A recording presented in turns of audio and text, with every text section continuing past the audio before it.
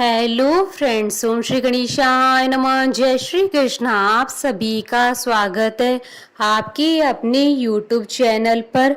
Friends, आज हम आपको इस वीडियो में बताने जा रहे हैं वैशाख महीने की वरुथनी एकादशी की कथा, पूजा विधि, महत्व, नियम और माँ उपाय के बारे में। फ्रेंड्स, वीडियो शुरू करने से पहले आपसे रिक्वेस्ट है, अगर आप हमारे चैनल पर नए हैं और आपने अभी तक चैनल को सब्सक्राइब नहीं किया है तो प्लीज सब्सक्राइब कीजिएगा चैनल को, साथ ही प्रेस कीजिएगा बेल आइकन को, जिससे नए वीडियो से रिलेटेड नोटिफिकेशन आपको तुरंत प्राप्त हो सके।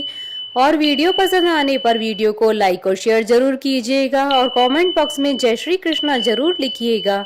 सनातन धर्म में एकादशी तिथि का बहुत महत्व बताया गया है और उसका व्रत मोक्षदायक माना जाता है। वैशाख के महीने की कृष्ण पक्ष की एकादशी तिथि को वरुथनी एकादशी के नाम से जाना जाता है। इसे वरुथनी ग्यारस भी कहा जाता है। शास्त्रों में इस एकादशी का बहुत महत्व बताया गया है। पद्म पुराण के अनुसार इस एकादशी के व्रत से समस्त पाप व ताप नष्ट हो जाते हैं। मान्यता है कि इस लोक के साथ सदव्रती का परलोक भी सुधर जाता है। वैसे तो भारतीय संस्कृति में 26 एकादशियों को अमोघ फल देने वाला बताया गया है, किंतु वरुथनी एकादशी को दुख, दरिद्रता और कष्ट मुक्ति के लिए विशेष रूप से प्रभावी माना गया है।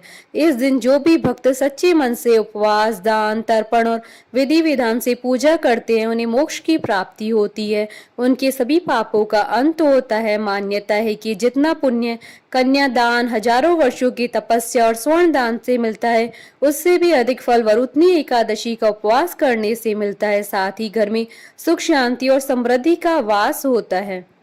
फ्रेंड्स, अब आइए जानते हैं वरुथनी एकादशी का शुभ मुहूर्त क्या है। हिंदू पंचांग के अनुसार इस बार वरुथनी एकादशी का व्रत 26 अप्रैल 2022 मंगलवार के दिन रखा जाएगा। वैशाख कृष्ण एकादशी तिथि प्रारंभ होगी 26 अप्रैल 2022 को सुबह 1:37 पर और वैशाख कृष्ण एकादशी तिथि का समापन होगा रात्रि 12:47 तक। व्रत पारण का समय रहेगा 27 अप्रैल 2022 को सुबह 6:41 से सुबह 8:29 तक। फ्रेंड्स, अब आइए जानते हैं वरुथनी एकादशी पर भगवान विष्णु की आराधना करने की पूजा विधि। वरुथनी एकादशी के दिन भगवान विष्णु के वरा रूप की पूजा का विशेष महत्व है।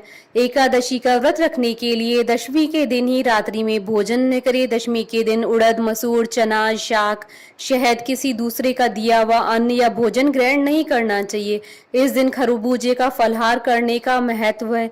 एकादशी के दिन प्रातःकाल स्नान आदि के पश्चात सूर्य देव को अर्घ्य दें और व्रत का संकल्प लेकर भगवान विष्णु के वरा अवतार की पूजा करें। साफ चौकी लेकर उस पर पीला कपड़ा बिछाकर उस पर सप्त धान्य 7 प्रकार के अनाज रखकर मिट्टी का कलश स्थापित करें और भगवान नारायण की मूर्ति या तस्वीर को गंगा जल से स्नान कराकर गंध, सफेद पुष्प, धूप वगैरह समर्पित करें, उनकी आरती करें। भगवान नारायण को तुलसी बहुत प्रिय है, इसलिए उन्हें तुलसी दल भी समर्पित करना चाहिए और वरुथनी एकादशी की व्रत कथा सुने। इस दिन विष्णु सहस्त्र नाम का पाठ करना चाहिए और दान देना चाहिए।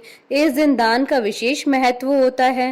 द्वादशी के दिन किसी योग्य ब्राह्मण को भोजन करवाकर दान दक्षिणा देकर व्रत का पारण करें। फ्रेंड्स, अब आइए आरंभ करें वरुथनी एकादशी की व्रत कथा।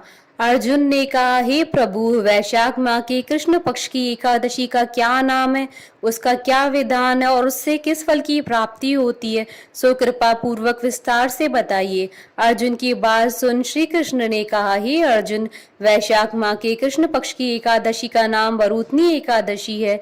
यह सौभाग्य प्रदान करने वाली है। इसका उपवास करने से प्राणी के समस्त पाप नष्ट हो जाते हैं। यदि इस उपवास को दुखी सधवा स्त्री करती है तो उसे सौभाग्य की प्राप्ति होती है। वरुथनी एकादशी के प्रभाव से ही राजा मानधाता को स्वर्ग की प्राप्ति हुई थी। इसी प्रकार दुंदु कुमार आदि भी स्वर्ग को गए थे। वरुथनी एकादशी के उपवास का फल 10 सहस्त्र वर्ष तपस्या करने के फल के समान है। कुरुक्षेत्र में सूर्य ग्रहण के समय जो फल एक बार स्वर्ण दान करने से प्राप्त होता है, वही फल वरुथनी एकादशी का उपवास करने से प्राप्त होता है। इस व्रत से प्राणी इस लोक और परलोक दोनों में सुख पाते हैं, वह अंत में स्वर्ग के भागी बनते हैं। हे राजन, इस एकादशी का उपवास करने से मनुष्य को इस इस लोक में सुख और परलोक में मुक्ति की प्राप्ति होती है।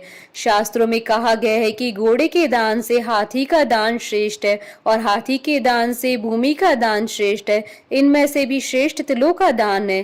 तिल के दान से श्रेष्ठ है स्वर्ण का दान और स्वर्ण के दान से श्रेष्ठ है अन्न दान। संसार में अन्न दान से श्रेष्ठ कोई दान नहीं है। अन्न दान से पितृ देवता मनुष्य आदि सब तृप्त हो जाते हैं। कन्यादान को शास्त्रों में अन्न दान के समान बताया गया है।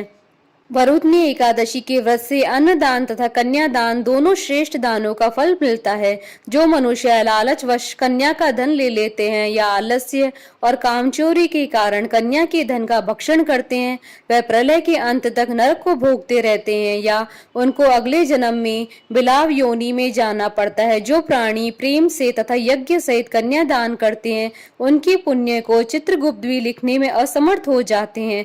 जो प्राणी इस वरुणनी एकादशी का उपवास करते हैं, उन्हें कन्यादान का फल प्राप्त होता है। वरुणनी एकादशी का व्रत करने वाले व्यक्ति को दशमी के दिन से ही कांसे के बर्तन में भोजन करना, मांस, मसूर की दाल, चना, कौंधो, शाक, शहद, दूसरे का अन्न और दूसरी बार भोजन करना, इन सभी वस्तुओं का त्याग कर देना चाहिए। व्रती को पूर्ण ब्रह्मचर्य का पालन करना चाहिए। रात को सोना नहीं चाहिए, अपितु सारा समय शास्त्र चिंतन और भजन कीर्तन आदि में लगाना चाहिए। दूसरों की निंदा तथा नीच पापी लोगों की संगत नहीं करनी चाहिए। क्रोध करना, झूठ बोलना भी वर्जित है। तेल या अन्न भक्षण की भी मनाही है। हे राजन, जो मनुष्य इस एकादशी का व्रत विधि पूर्वक करते हैं, उन्हें स्वर्ग लोक की प्राप्ति होती है। अतः मनुष्य को निष्कृष्ट कर्मों से डरना चाहिए। इस व्रत के महात्म्य को पढ़ने से 1 सहस्त्र गोदान का पुण्य प्राप्त होता है। इसका फल गंगा स्नान करने के भी फल से अधिक है। इसकी महात्म्य की कथा मैं आपसे कहता हूँ। प्राचीन काल में नर्मदा नदी के तट पर मानधाता नामक राजा राज्य करते थे। वह अत्यंत दानशील तथा तपस्वी थे। एक दिन वह जंगल में तपस्या कर रहे थे, तभी न जाने कहां से एक जंगली भालू आया और राजा के पैर चबाने लगा। राजा पूर्ववत अपनी तपस्या में लीन रहे। कुछ देर बाद पैर चबाते चबाते भालू राजा को घसीटकर पास के जंगल में ले गया। राजा बहुत घबराया, मगर तापस धर्म अनुकूल उसने क्रोध और हिंसा न करके भगवान विष्णु से प्रार्थना की। करुण भाव से भगवान विष्णु को पुकारा। उसकी पुकार सुनकर भगवान श्री हरि विष्णु प्रकट हुए। उन्होंने चक्र से भालू को मार डाला। राजा का पैर भालू पहले ही खा चुका था। इससे राजा बहुत ही शोकाकुल हो गए। उसे दुखी देखकर भगवान विष्णु बोले, हे वत्स, शोक मत करो, तुम मथुरा जाओ और वरुणनी एकादशी का व्रत रखकर मेरे वराह अवतार मूर्ति की पूजा करो। उसके प्रभाव से पुनः सुदृढ़ अंगों वाले हो जाओगी। इस भालू ने तुम्हें जो काटा है, यह तुम्हारे पूर्व जन्म का अपराध था। भगवान की आज्ञा मानकर राजा मानधाता ने मथुरा जाकर श्रद्धा पूर्वक वरुणनी एकादशी का व्रत किया। इसके प्रभाव से राजा शीघ्र ही पुनः सुंदर और संपूर्ण अंगों वाला हो गया। इसी एकादशी के प्रभाव से राजा मानधाता स्वर्ग गए।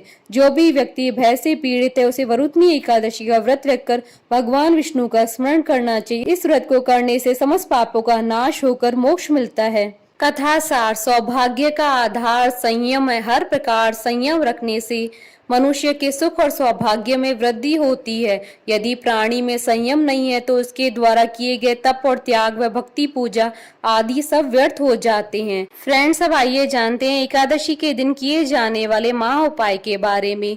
एकादशी के दिन माता तुलसी जी के आगे देसी घी का दीपक जलाकर तुलसी नामाष्टक का 108 बार पाठ करने से व्यक्ति की सभी मनोकामनाएं पूरी हो जाती है। बोलिए भगवान विष्णु की जय, सनातन धर्म की जय। हमारे साथ इस वीडियो में अंत तक बने रहने के लिए आपका धन्यवाद। ओम श्री गणेशाय नमः। जय श्री कृष्णा।